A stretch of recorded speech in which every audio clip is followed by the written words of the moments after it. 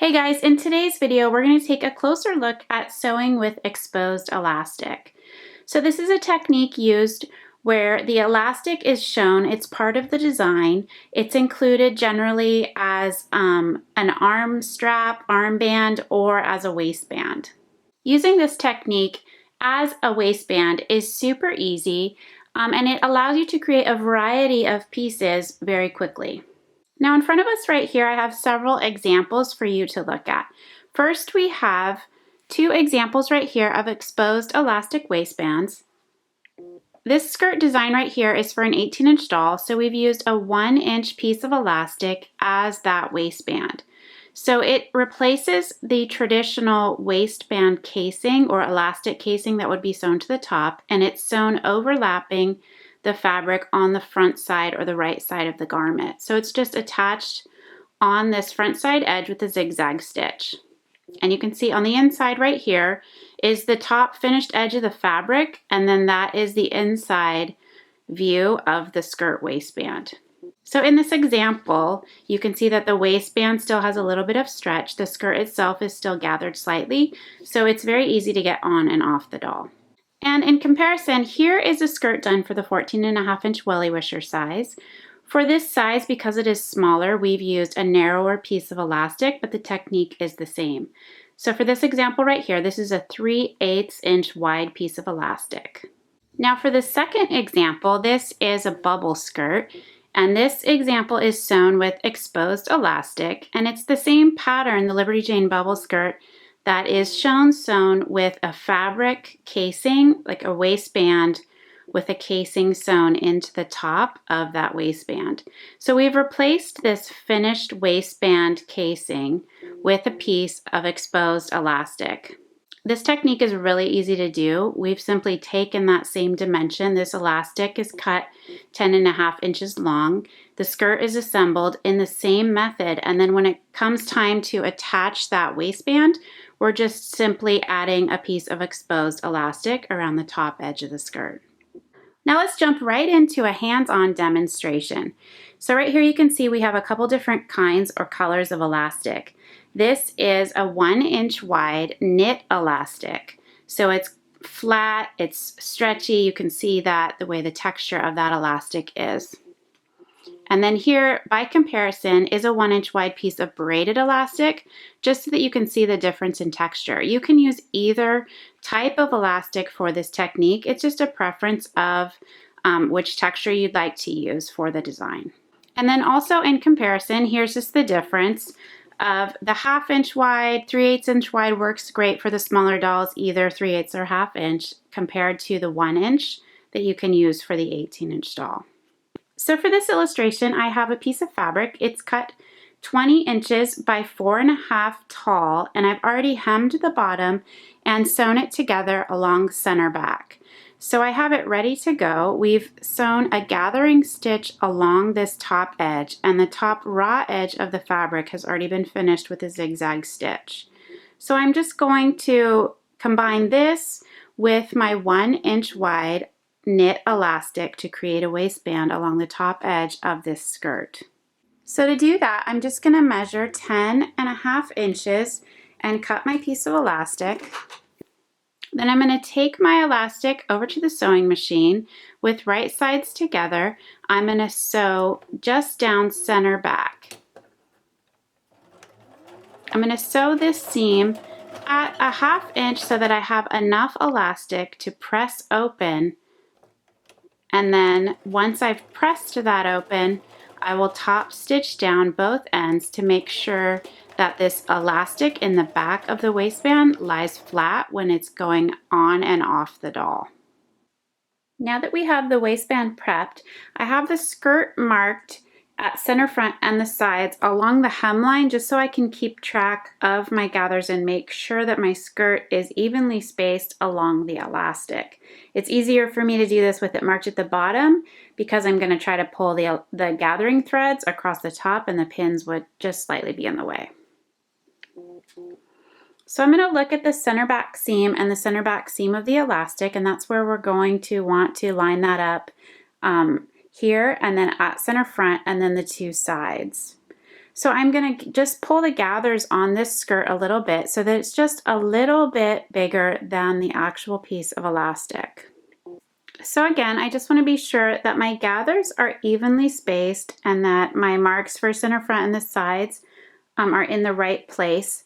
The top edge of my skirt is just a little bit bigger than my elastic, so I only have to stretch the elastic slightly as I'm sewing, which is nice, but there's enough stretch in there for this to pull apart and stretch around the doll's hips and then shrink back to fit her waist. If the fabric was gathered too tightly, because it's not stretchy, it wouldn't stretch with the elastic. So that's why it's left a little bit larger than the elastic itself. So I'm going to begin by overlapping the elastic and the skirt just about 1/4 inch. And I want to be sure that I have those center back seams lined up.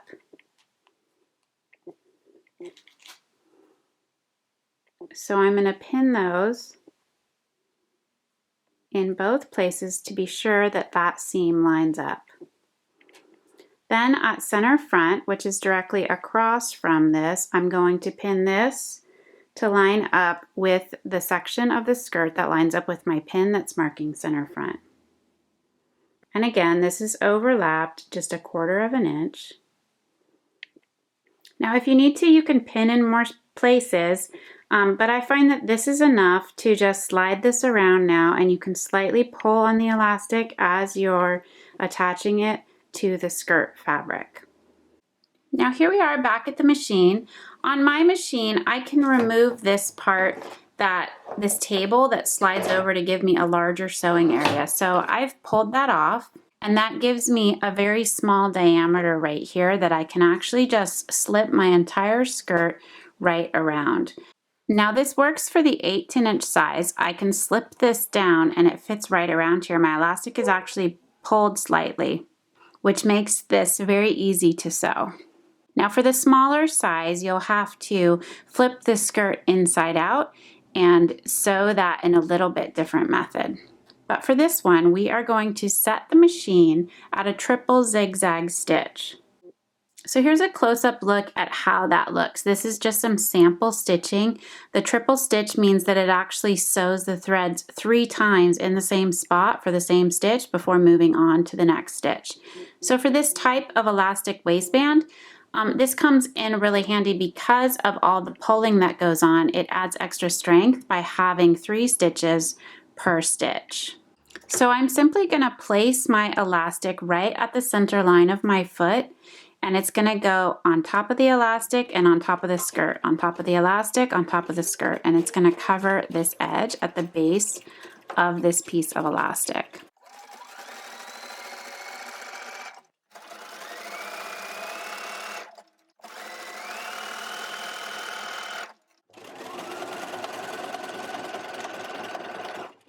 And there you can see that triple zigzag stitch. So we've done that in blue. For a particular design, I would generally do it in the exact same color as the elastic so that it's hidden. This one right here is just done for illustration. It also adds a cute little bit of contrast detail to have that little blue zigzag along that edge. Now let's move on to the fold over elastic. Fold over elastic is a great one to use for doll projects. This particular kind is a 1/2 inch wide or 5/8 inch wide. It has a crease line right down the center. So on this solid piece, you can see that very clearly. There's a shiny finish on one side and then the dull finish on the other side. It's pre-creased so that you can fold that elastic in half, and then it encases the fabric's raw edge right inside the fold. And then we use a similar technique, either a single zigzag or a triple zigzag, to sew those edges down. So you can use that on the edge of a tank top or a bathing suit. Here's an example of that on the Liberty Jane free swimsuit pattern. So we've used fold over elastic along the front neckline, on the arms, down the back as well, and around the legs. So in all those places, it's simply slid around the swimsuit fabric, it's folded over the raw edge, and it's zigzagged down to secure, and it still allows for plenty of stretch.